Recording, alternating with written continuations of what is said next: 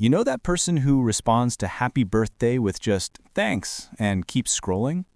The one who literally goes to work, eats lunch, and goes to bed like it's February 3rd instead of their special day? Yeah, we need to talk about them. Because while everyone else is planning parties 3 months in advance, these people are out here treating their birthday like a random Tuesday. And the psychology behind it? It's darker and more interesting than you think. Before we dive in, a quick question. Do you celebrate your birthday, or do you pretend it doesn't exist? Drop a comment right now, because I guarantee by the end of this video, you're going to see yourself in one of these categories, and you might not like what you find. All right, let's get into it. First, let's be clear. People who ignore their birthdays aren't just low-key or chill. There are actually 4 distinct psychological profiles here, and they're wildly different. Type 1, the control seeker. These people hate the attention because they can't control the narrative. Think about it. On your birthday, people surprise you. They organize things without your input. They sing that god-awful song while you just sit there. For someone with control issues, often stemming from childhood unpredictability or trauma, this is actual hell.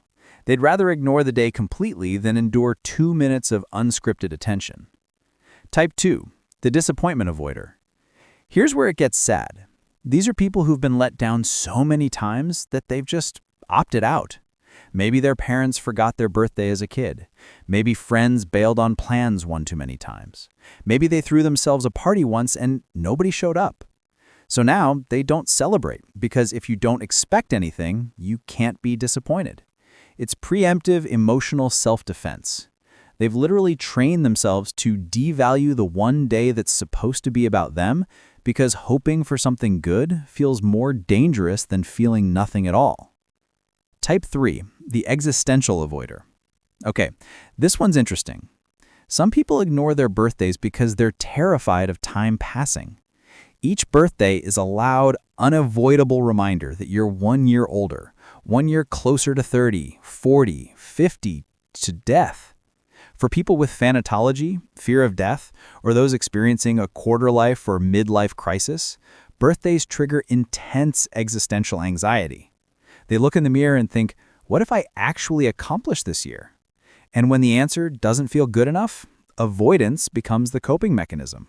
Ignore the birthday, ignore the aging, ignore the creeping sense that time is running out. Type 4, the genuine indifferent. Now, here's the plot twist. Some people just genuinely don't care, and they might actually be the healthiest of the bunch. Psychologically, these are often people with a strong internal locus of control. They don't need external validation or cultural rituals to feel worthy. Their self-esteem isn't tied to cake, candles, or Instagram stories. They treat their birthday like a normal day because to them, it is a normal day. They don't need society to designate 24 hours for them to feel special. They already feel secure in who they are. It's not avoidance. It's not fear. It's just indifference. And honestly, that's kind of powerful. But here's what all of these types have in common. They're all reacting to the same cultural script that says birthdays must be celebrated. They've just chosen different ways to reject it. And society hates that. We're so conditioned to perform happiness on birthdays that when someone refuses to play along, we get uncomfortable. We push, we insist, come on, it's your birthday. But maybe the healthiest thing is to let people define their own relationship with their birthday. Maybe forced celebration is just another form of control.